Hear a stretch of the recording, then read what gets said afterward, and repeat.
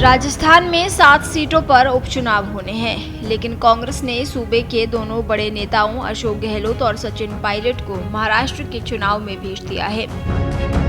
इसको लेकर राजनीतिक गलियारों में चर्चाओं का दौर चल पड़ा है।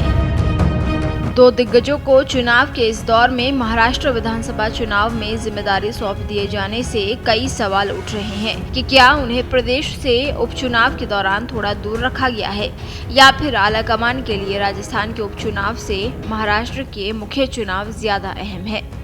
एक तरफ महाराष्ट्र और झारखंड में चुनाव है, तो राजस्थान में उपचुनाव की घोषणा के बाद नामांकन की प्रक्रिया भी पूरी होने को आई है। चुनाव से पहले ही कांग्रेस ने अशोक गहलोत और सचिन पायलट जैसे दिग्गजों को प्रदेश से दूर कर लिया है। पूर्व सीएम अशोक गहलोत को मुंबई और कोंकण रीजन में, तो सचिन पायलट को मराठवाड़ा रीजन में सीनियर ऑब्जर्वर की जिम्मेदारी दी गई है। पीसीसी चीफ गोविंद सिंह डोटासरा के मुताबिक दोनों ही दिग्गज नेता को दी गई जिम्मेदारी से प्रदेश के उपचुनाव और कांग्रेस के हालात पर कोई असर नहीं होगा। उनका कहना है कि वे इस दौरान प्रदेश में भी पर्याप्त समय दे पाएंगे। कांग्रेस ने प्रदेश उपचुनाव के मद्देनजर 49 नेताओं को जिम्मेदारियां बांट दी है। इनमें से संगठन प्रभारी से लेकर चुनाव प्रभारी तक की जिम्मेदारी दी गई है।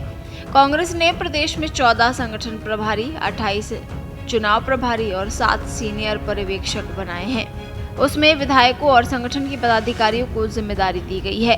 कांग्रेस की ओर से चुनाव के लिए गठित 3 कमेटियों में 16 नेताओं को शामिल किया गया है। डोटासरा का दावा है कि कांग्रेस पूरी मजबूती के साथ चुनाव मैदान में उतर रही है और सभी 7 सीटों पर जीत का परचम लहराएगी। वहीं दूसरी ओर राजस्थान में उपचुनाव के लिए कांग्रेस ने 40 नेताओं की स्टार प्रचारकों की लिस्ट जारी कर दी है, जिसमें ज्यादातर पूर्व दिग्गज नेता और सांसद के साथ विधायक शामिल हैं। कई पूर्व मंत्री और पूर्व विधायकों को जगह मिली है। अशोक गहलोत और सचिन पायलट दोनों को चौथे और 5वें स्थान पर रखा गया है। कांग्रेस के महासचिव केसी वेणुगोपाल द्वारा जारी लिस्ट में पहला स्थान राजस्थान कांग्रेस के प्रभारी सुखजिंदर सिंह रंधावा को मिला है।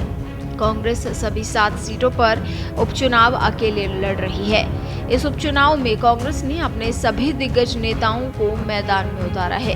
जातिगत समीकरण को साधते हुए कांग्रेस ने सभी सीटों पर तैयारी की है।